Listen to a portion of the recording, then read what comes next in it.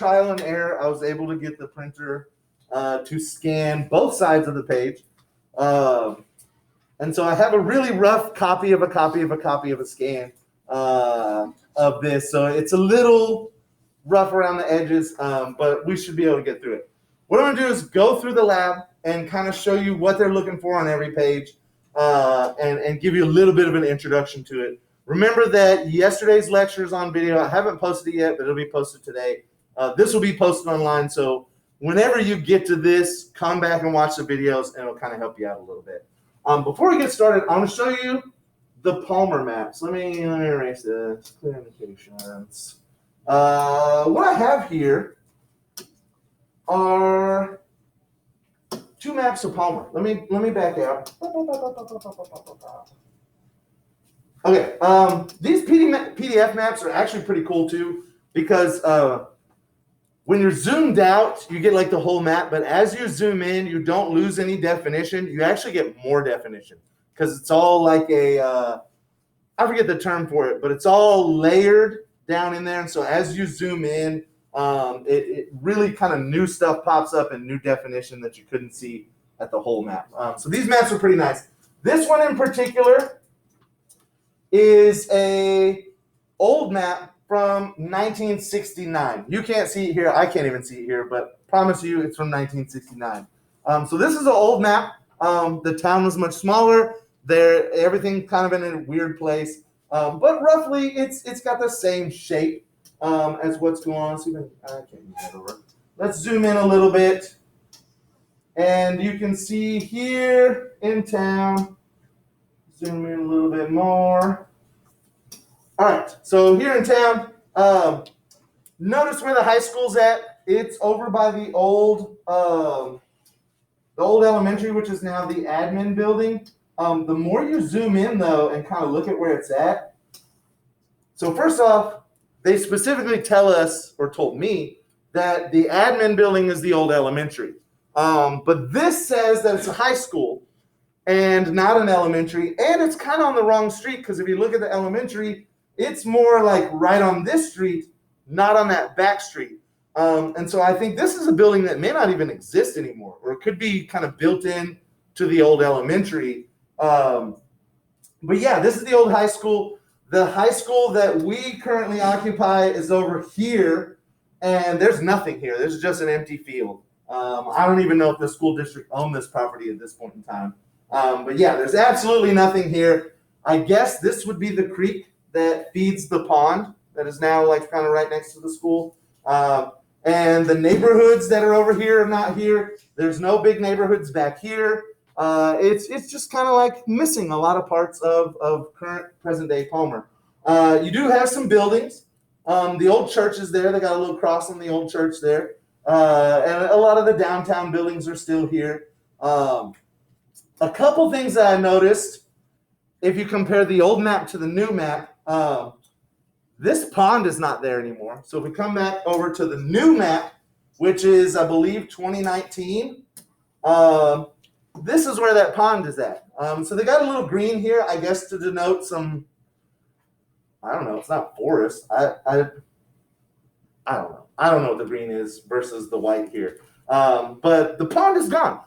There's probably not a story there. Maybe it dried up. Maybe somebody filled it in. Who knows what, but it's not a pond anymore. And in 1969, it was enough of a pond that the map maker was like, yeah, I'm going to put some water here. This is a pond. I'm even going to have the shape of the pond.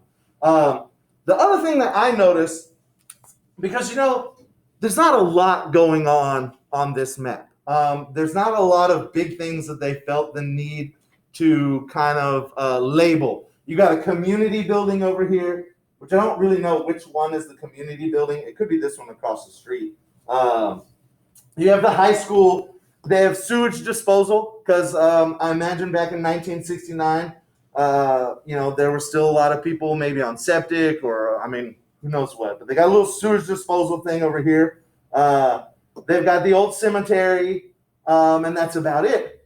But what I noticed as I scrolled up, we get towards the area that has the spring market. The spring market's like right here. And the railroad tracks run right behind it.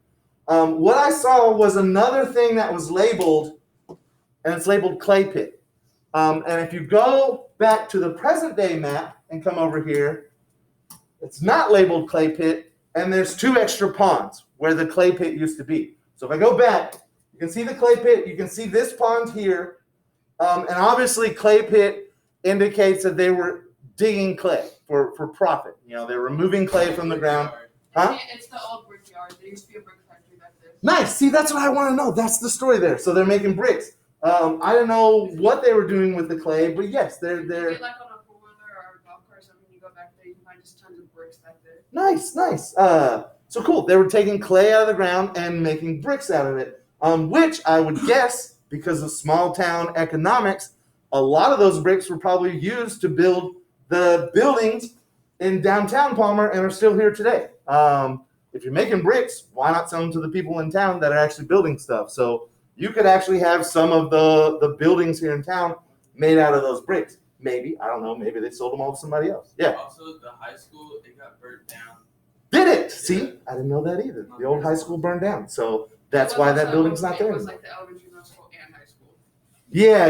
In 1969 with this town, I imagine all the schools were kind of in one building. Yeah. So nice. See, sometimes you get little stories out of there. Sometimes people already know the stories. But that was something that kind of stood out to me, was the clay pit here. Because I know if someone else comes in that's probably never been to Palmer ever before, it's a geologist or a map maker, they're looking at things analytically. This had to be kind of important for them to mark it on the map and say, hey, the clay pit is here. It had to be kind of important piece of Palmer in the large scope of things. And so I thought that was kind of interesting that it was there, and I thought that there might be a story there. And of course, y'all know it already, which is nice. Nobody in first period said anything, so y'all have a little bit of Palmer history that. People in first period haven't been in Palmer since like. There you go. Yeah. Including me. So we didn't know, but y'all know, and maybe I'll tell them Monday if I remember. So check out some maps every once in a while. I just got these on USGS. You can get on their website and download free topographic maps for essentially the entire country. And like I said, anytime I go to like a national park or somewhere where I'm going to be doing outside stuff, I'll look up a map and just take a look at it and see what's going on. So these maps, the reason I showed you this was not just the clay pit story. I will probably assign not the 1969 map, but the 2019 map to this lab. There are 2 sections where I need to give you a topographic map. I just need to go into the lab and double check that you can answer all the questions they want from these maps. So one of them that I'm going to give you is going to be the Palmer map. And if it works out, the other one, it's already open, is Norman, Oklahoma map. I spent a lot of time in Norman. I'm pretty familiar with this map. And just comparing it to the Palmer map, you definitely have a lot more densely packed homes and streets. This is a little bit, it's not urban, it's more suburban, but more urban than like your Palmer map. You got quite a few hills over here. You can see a lot of contour lines, where over here, things are mostly flat. And then the big feature I wanted to point out with the Norman map, we kind of talked about flooding and keeping people out of the floodplain. And you can see this large swath of essentially empty land coming right up through the map. And this is them keeping people out of the floodplain. There's a river that runs through here. You have a lot of different water features along with that. And they just have this kind of buffer zone where they've kept everybody out. You're not allowed to build houses in neighborhoods because it's probably going to flood fairly often. And so this is a nice, good map. And I just need to double check that they're going to work with the lab, and then I will push those out to y'all today if it works. And if not, I'll tell you what questions to omit. So just remember that. Now, let's actually go and look at the lab itself. Keep minimizing that. I guess I shouldn't. And let's see what they want from us and what kind of information they give us. So for the one person that wasn't here yesterday, go ahead and omit 1 through 4. We don't have the equipment for 1 through 4. It requires these stereoscopic glasses, which I checked, and we don't have any. Basically, if you look down at that picture on the next page with these glasses, It kind of gives a 3D effect to show you the relief in a way, which is pretty cool. But we don't have any of those, so you'll have to take my word for it. Second page, they give you your definitions as usual. So if you ever see a word and you're like, I don't know what that means, and you don't want to look it up, pop back here to this page and just read the definition real quick, and you'll be good. This is that image I said that would look kind of 3D if we have the right glasses, which we don't. So don't worry about this image. Now, number 5, this is where they start questions for the topographic map that I'm supposed to give you. So if the map works out and you can answer all the questions, here's where you'll start with probably with a Palmer map. And they just ask you simple questions like, what's the name of the map? Every map is going to have a name. If we go back to the Palmer 2019 map, top and center, that's the name of the map. The Palmer Quadrangle, Texas, Ellis County. I don't think you need to put the 7.5-minute series. So if we come back here, those are the kind of questions they're going to ask you. The next page, like what part of the state is that map in? Is it northeast, northwest, southwest, southeast, central, whatever you want to say? I guess we would probably be in the northeast part of the state. Or we could maybe say north central. I don't know. We're not super east in Texas. Maybe north central Texas. I think that's what they say on the news. What is the name of the map that adjoins the western edge of your map? They will always tell you the next map over, because that's how we do maps. Is when you run off to the edge of the map, we don't leave you hanging. We tell you, hey, this is the next map you need to look for. Go look at that map, and then you'll see where you're going. When was the area surveyed? They've got dates on the maps. When was the map published? You should be able to find that all on the map. And then they ask you a couple questions about colors. What color are the highways? What color are the buildings? What color are the urban areas and the wooded areas? It should be pretty straightforward, but they're just asking you about different features on the map. Then what? Oh, will you just be able to see on the map? It'll be nice and easy. Oh, yeah. Yeah, we'll work something out with that. He said, "Well, just look at the map." Yeah, my bad. I forget. So the next page, they talk about scales. They're going to ask you scale questions. It's just a little bit of minor math. So like number 11, they give you 2 scales. And I will point out that each of these scales corresponds to a map up top. So they have these 3 different maps. And what they're kind of showing you is how zoomed in or zoomed out a map can be. If you have a small scale, you're zoomed in on like one specific town, and 1 inch is going to be a relatively short distance in real life. Where if you have a pretty large scale, I can get multiple towns here. In fact, these are all the same town. They're just zoomed in. So here's Maytown, and I can see all the individual streets in Maytown. Here I'm zoomed out a little bit, and I get Maytown and kind of the surrounding roads leading out of Maytown. And then here I get Maytown and all sorts of other stuff. I get an Air Force base. I probably got another town up the road here, it looks like. And so they're just kind of zooming out on the same map and showing you different things. What you want to do is tell them the scale. So your scale here is 1 to 62,500, and that matches up with this middle map here. And what they want to know is 1 inch on the map represents what? How much distance in real life?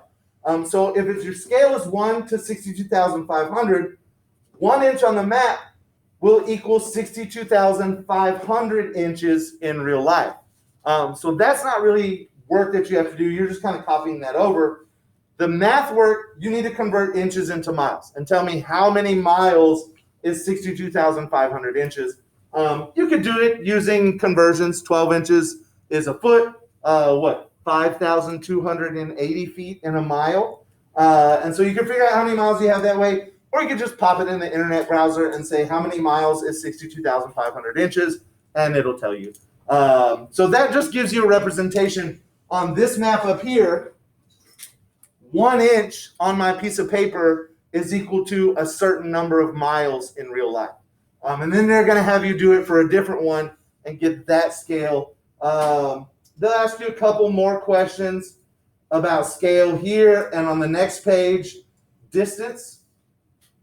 So at the top of the next page, this is not scrolling very well. I'm straining the strength of my computer. They want to know what is the width of the map in miles. So literally on the map, how many miles wide is the map? How many miles tall is the map? And what's the square area for what the map covers?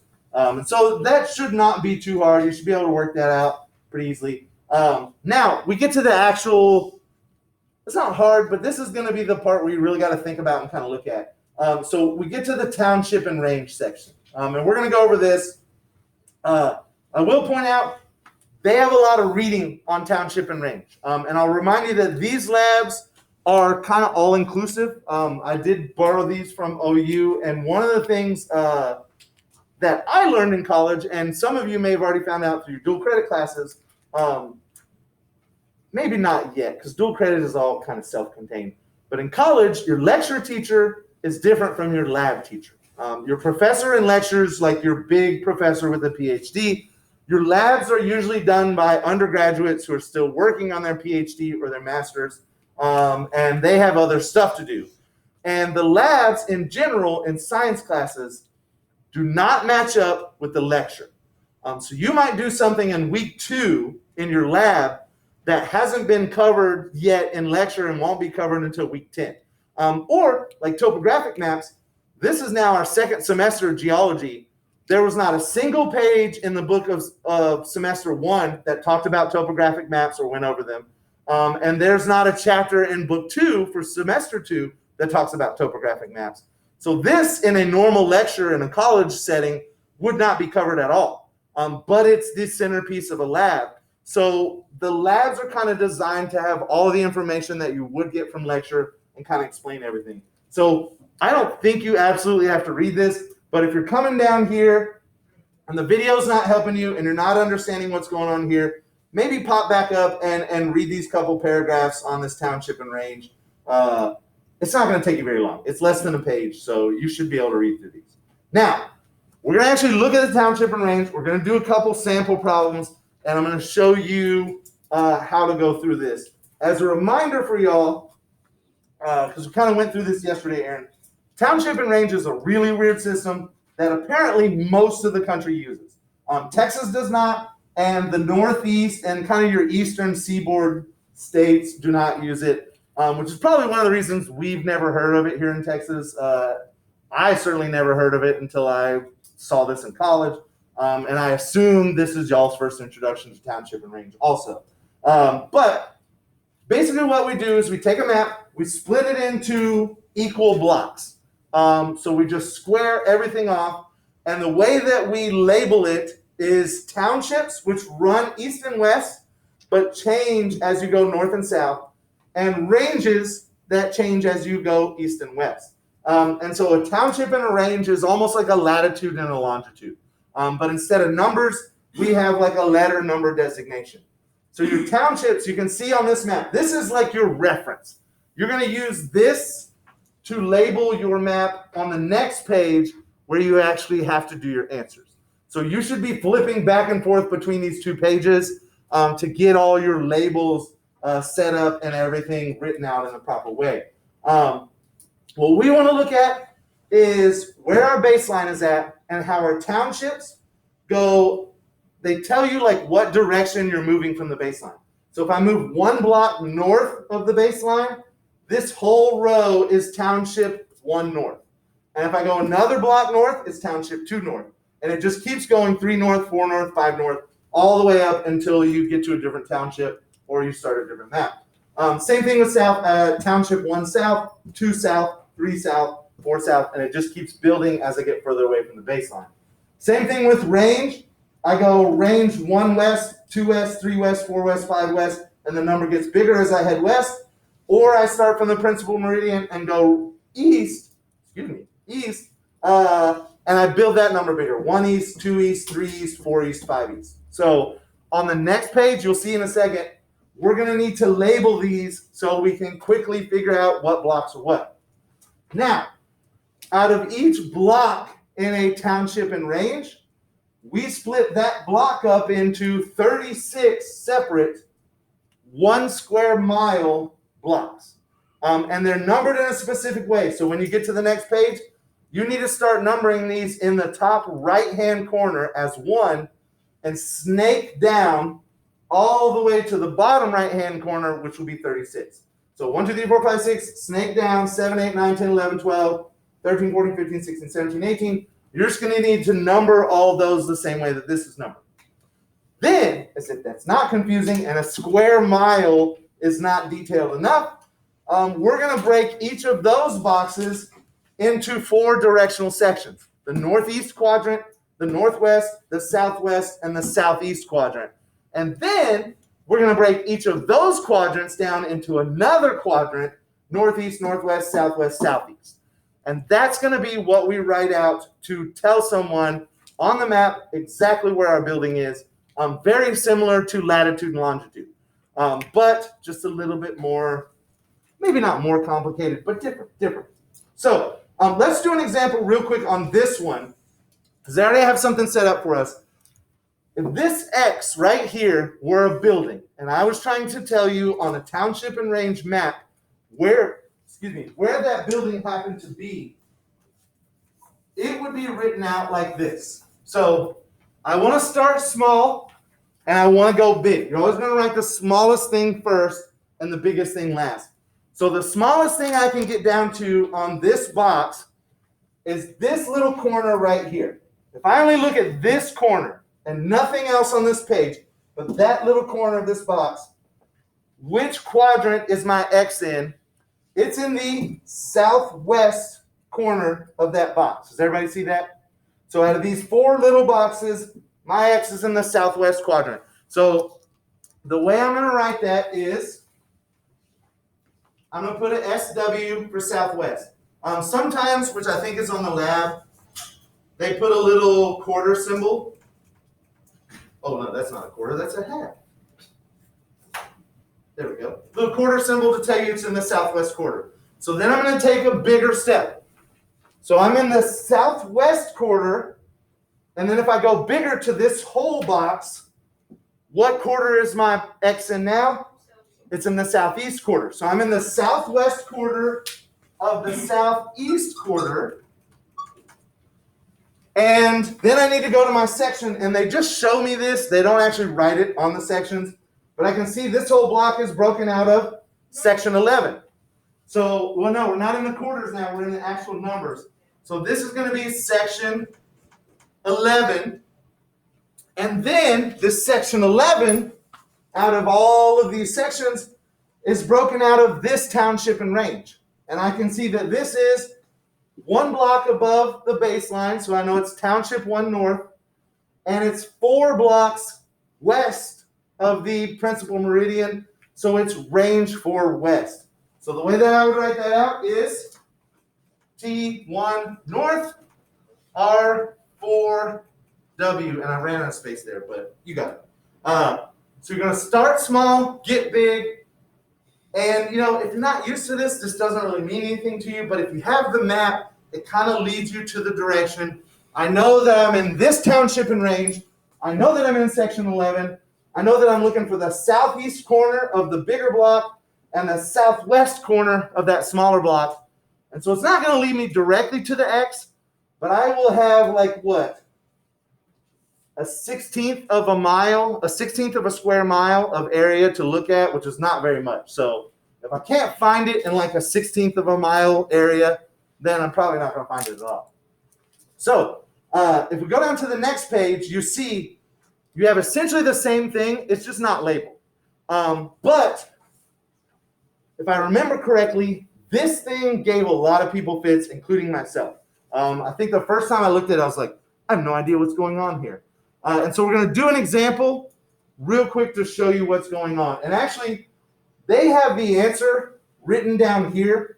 So you can use this video that I'm making and your lab to kind of double check this and see for yourself how they're going through this. But here's what they're going to do. They have 4 letters here. They have an X on all 3 boxes. They have an A, a B, and a C. No. Is that a B? That is a B. They have an A, a B, and a C in all of these boxes. And so what I need to do is tell them for each of these sections where my X is, where my A is, where my B is, where my C is. And I need to tell them according to that format. So If I look at the smallest little grouping that I can do for this X, I'm going to start with that box right there. What directional indicator is that box? Is the X in? It's in the northwest. Of that little box is in the northwest. So the first thing I would write here is northwest quarter. And then out of the bigger box, what direction is it in? The southwest quarter. So it's in the northwest quarter of the southwest quarter of section what? Well, I don't know what section this is yet, but I can come in here and label it. So I can get I got my pen, and I go into the page above this, and it shows me kind of how to label it. I'm going to start with 1 here, and I'm going to snake all the way down. And so I can see this is going to be 2, 3, 4, 5, 6, 7. And you can write all these numbers on your lab, like you should be writing the numbers on your lab. And I see that my X box is going to be an 8. That's the section that I'm looking at. So I know I'm in the northwest quarter of the southwest quarter of section 8. And now I got to figure out the township and range. So I just need to label these. The baseline is going to be my township. And so I know this is township 1 north, because I've gone north 1 block. Township 2 north. Township 3 north. I could also take this time, because I'll need it later, to go ahead and label the souths. 1 south, 2 south, 3 south, 4 south. And then I'm also going to label the ranges. I need to label the ranges west and east. So my range is going to start from my principal meridian. I'm going to go range 1 west as I head west. Range 2 west. Range 3 west. And then finally range 4 west is right where my X is at. So the township and range is going to be township 3 north, range 4 west. And so now I have the whole setup for this answer. And if you look to your answer on the lab, they have the same thing. They have the northwest quarter of the southwest quarter of section 8, TN3, R4W. That's your township and range, your section, and your 2 quarters. So they give you X. They're going to ask you to do the same thing for A and B and C. If A, B, and C are confusing you a little bit, if you're like, I have no idea what I don't get it. Obviously, come back and watch the video, and hopefully it'll guide you a little bit. But know that D and E, they're going to ask you to do the opposite. They're going to give you the quarters and the section and the township and range, and ask you to put a D in that block where you need to be. So, for example, if I scroll up just a little bit, D would be in the southwest quarter of the southwest quarter. So I know I'm going to be in this box, and then I know I'm going to be in that box just below the X. That's the southwest quarter of the southwest quarter of this box. And then they tell me what section I will be in, section 2. They tell me it'll be township 3 north and range 3 east. And so I just need to find section 2 here, put a D there. So I have a D in my quarter, southwest quarter of the southwest quarter. I have a D in section 2, and then I'll put a D in the township and range that they give me for number D. And so that might kind of help you to work those problems first, and then go back and do A, B, and C. It just depends. Obviously, if you have any questions, let me know. We will work on this for a little while. On C, what would you put for the first part? Okay, because it doesn't have like 2. Oh, yes. So, and when you look at C, they don't ask you for 2 of them. So they just ask you for the main quarter there. Yeah. But yes, good point. Because C is like a whole block all to itself. Let's see. So that will take a little while, but it's still not too bad. Here's where, okay. Here's where the other map comes into play, and it's not going to be the Norman map or the Palmer map, because that map has to have township and range. And so I need to find a map that has township and range. I don't believe the Norman map does. I'd have to zoom in, but that could be township and range. These all look very squared off, but they could also be like minutes and seconds in latitude and longitude. In fact, I think they are. I can't see these super great, but I think they're minutes and seconds. I'll look and see. Anyways, back to the lab. What's next? Actually, let me come over here. So we go through that. Oh, next thing we're going to get to, they ask you a couple more questions about township and range from what you've just done. And so at this point, if you've done the previous page, I think these should be pretty straightforward. Obviously, if you have questions, let me know. Where are we at? Has anybody ever seen one of these? Does anybody ever do any hiking or anything, state parks, and gone up a hill and seen like a big coin stuck in the rock? If you ever do, these are markers. And I figured I'd mention this because it's pretty interesting. When you see one, you feel like you've stumbled across something important.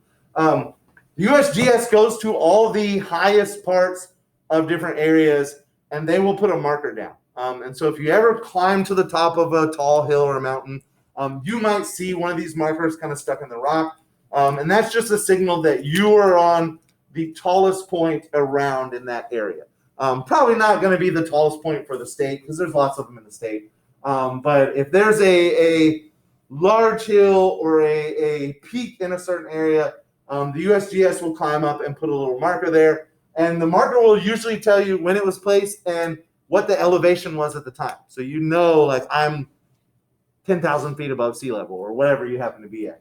And so if you ever see one of these, they're pretty cool. Just remember, you heard about that in Mr. Bailey's class. Or maybe you already knew about it and you didn't see it. Let's see. Okay, next, they're going to ask you some questions about this contour map. And this contour map is already filled out.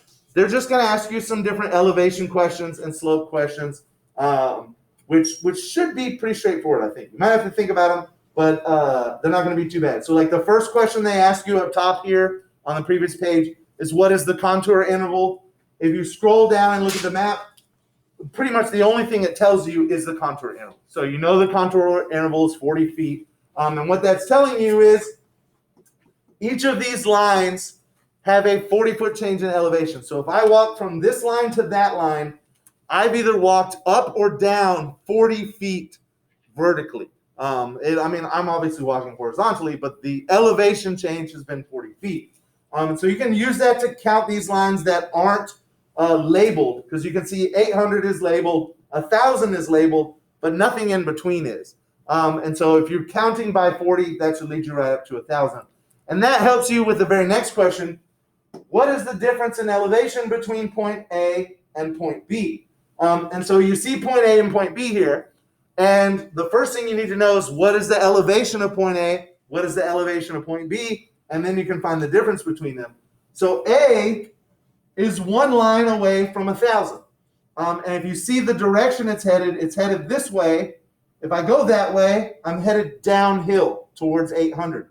So I know that I'm one line away from 1,000. I know that the lines are 40 feet in elevation. And so if I go one line over, A right here should be 40 feet less than 1,000. So you're looking at 960, because 1,000 minus 40 is 960. So point A is 960 in elevation. You just need to figure out point B and how many feet apart they are in elevation. So the rest of the questions are going to be very similar to this. They're going to ask you about hills. They're going to ask you about elevations and contour lines. The steepness, remember when they talk about steepness, you're looking at how close your lines are together. If my lines are really close and I cross a lot of them in a short period of time, I'm going to be going downhill pretty steeply. If I come over this other side of the hill and I head this way, I have a longer distance to go over those lines. This is going to be more like your gently sloping hill that's going to be a little bit easier to climb up or walk down. So they asked me about steepness. And then this is something that wasn't really covered in the PowerPoint, but they pointed out, and I'd like to point it out to you. Number 30, when contour lines cross streams or dry stream channels, they form a V, and we'll see the V's up there. That points upstream. And so that's very important. The V tells you it's pointing upstream. The water is going to be flowing the opposite direction that the V is pointing. which also makes sense because the water should be flowing downhill. We all know that water flows downhill. But you can see the V's here. So wherever my contour lines form this pointy V, I know that's a river or a valley that a river could run through. And I know that the water runs the opposite direction of the V's. So the water's running that way in this stream. It's running that way in this stream. And in this river up here, which is a little bit thicker of a line, but still has the V's, it's running this way.